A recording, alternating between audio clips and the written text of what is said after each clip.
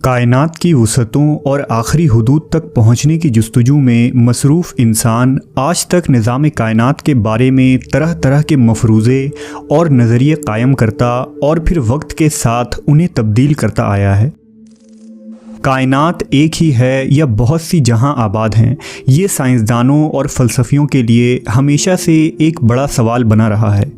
इस हवाले से कुरान मजीद में वाज़ेह इशारे मौजूद हैं जिनसे ये मालूम होता है कि दुनिया सिर्फ़ यही नहीं जिसमें हम रहते हैं, बल्कि ज़मा व मकां की और भी दुनिया आबाद हैं। इस हवाले से आज साइंसदान इस थ्योरी को सच साबित करने की कोशिश कर रहे हैं कि क्या हमारी दुनिया के सिवा और भी दुनिया आबाद है और क्या वहाँ भी हमारे जैसे इंसान मौजूद हैं। अल्लाह ने इस सवाल का जवाब देते हुए अपने मुक़द्दस किताब में फरमाया, अल्लाह वो है जिसने 7 आसमान पैदा किए और उनके मानिंद ज़मीनें भी, उनके दरमियान हुक्म नाजिल होता है ताकि तुम जान लो कि बेशक अल्लाह हर चीज़ पर कुदरत रखने वाला है। सहीहुल बुखारी और दीगर कुतुब अहादीस में इस आयत के ज़िमन में एक रिवायत मौजूद है कि मुफस्सिर कुरान हज़रत इब्ने अब्बास के पास एक शख्स आया और उसने सूरह तलाक़ की इस आयत की तफसीर पूछी। हज़रत इब्ने अब्बास खामोश रहे। उस शख्स ने दोबारा इसरार किया और पूछा कि आप इसकी वजाहत करने से गुरेज़ क्यों कर रहे हैं। इस पर हज़रत इब्ने अब्बास ने कहा कि 7 ज़मीनों से मुराद हमारी ही ज़मीन जैसी 7 और ज़मीनें हैं। हर ज़मीन पर हमारे पैगंबर मोहम्मद सल्लल्लाहु अलैहि वसल्लम की तरह एक रसूल आए हैं। हज़रत आदम की तरह वहाँ भी आदम, नूह की तरह उन ज़मीनों पर भी नूह, इसी तरह इब्राहीम, मूसा और ईसा अलैहिस्सलाम की तरह वहाँ भी नबी माबूस हुए। ये वो सवाल था जो आज से 1400 साल पहले हज़रत इब्ने अब्बास से कुरान की उस आयत की तफसीर के बारे में पूछा गया था। आज साइंसदान इस सवाल का जवाब साइंसी तरीके से दरियाफ्त करने के लिए सर जोड़ कर बैठे हैं। डॉक्टर मोरिस बुकाई की किताब इस्लाम, बाइबल और साइंस में उन्होंने लिखा है कि इनकी तहकीक के मुताबिक कुरान मजीद में 7 का अदद कसरत से इस्तेमाल किया गया है, जैसा कि यूनानी और रोमी भी 7 के अदद को अपने रूहानी और मजहबी उलूम में कसरत से ज़िक्र किया करते थे। लिहाजा मुमकिन है कि 7 ज़मीनों से मुराद ये हो कि हमारी ज़मीन की तरह ही और बहुत सी ज़मीनें कायनात में मौजूद हों, गो इंसान की उन तक रसाई नहीं। आज साइंस के मुताबिक बेशुमार दूसरे सैयारे और सूरज की तरह बेशुमार सितारे इस कायनात में बिखरी पड़ी हैं और हमारा निज़ाम शमसी इस पूरी कायनात का सिर्फ एक छोटा सा टुकड़ा भी नहीं है। दरअसल साहिल समुंदर में रेत के ज़र्रात कम हैं, मगर कायनात में प्लैनेट्स, सैयारे और सूरज वगैरह इससे कई ज़्यादा हैं। लेकिन कुरान मजीद की इस आयत की बात करें तो उलमा के दरमियान मुख्तलिफ नज़रियात और आरा पाई जाती हैं। कुछ उलमा का ख़याल है कि इससे मुराद 7 मुख्तलिफ ज़मीन और आसमान हैं, जबकि कुछ की राय ये है कि 7 कायनात एक दूसरे की हमशक्ल हैं। यानी अगर ज़ैद नामी एक आदमी इस ज़मीन पर मौजूद है तो वो मज़ीद 6 ज़मीनों पर भी मौजूद होगा। सूफिया कराम के यहाँ भी 7 ज़मीनों और आसमानों और 7 आदम व हव्वा का तस्वुर मिलता है। लिहाजा मशहूर सूफ़ी बुज़ुर्ग शेख इब्ने अरबी के मुतालिक एक मशहूर वाक़या नकल हुआ है।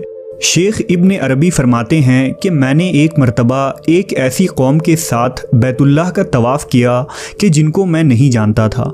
उनमें से एक ने मुझसे कहा कि क्या तुम मुझे जानते हो? मैंने कहा कि नहीं। उसने कहा कि मैं तुम्हारे सबसे अव्वलीन आबाओ अजदाद में से हूँ। मैंने पूछा तुम्हें मरे हुए कितना अरसा गुजर चुका है?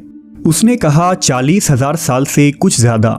मैंने कहा आदम अलैहिस्सलाम को तो इतना ज़माना नहीं गुजरा।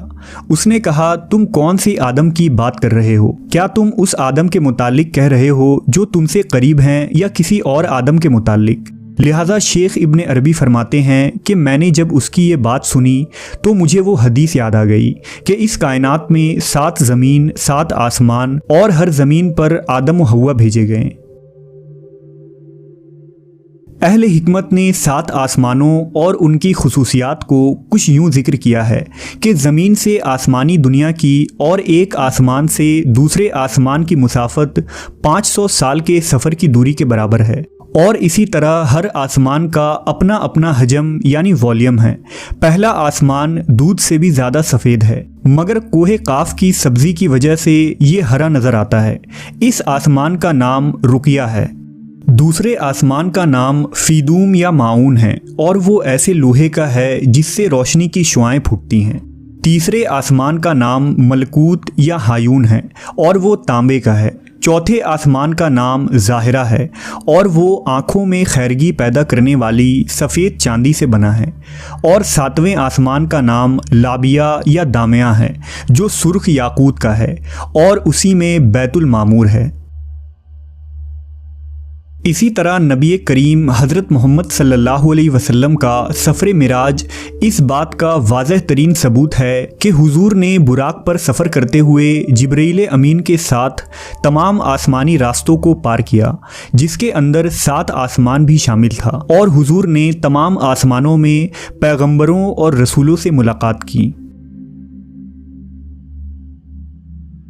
जबकि 7 ज़मीनों और आसमानों की एक ताबीर जदीद नज़रिया मल्टीवर्स की शक्ल में दी जा सकती है।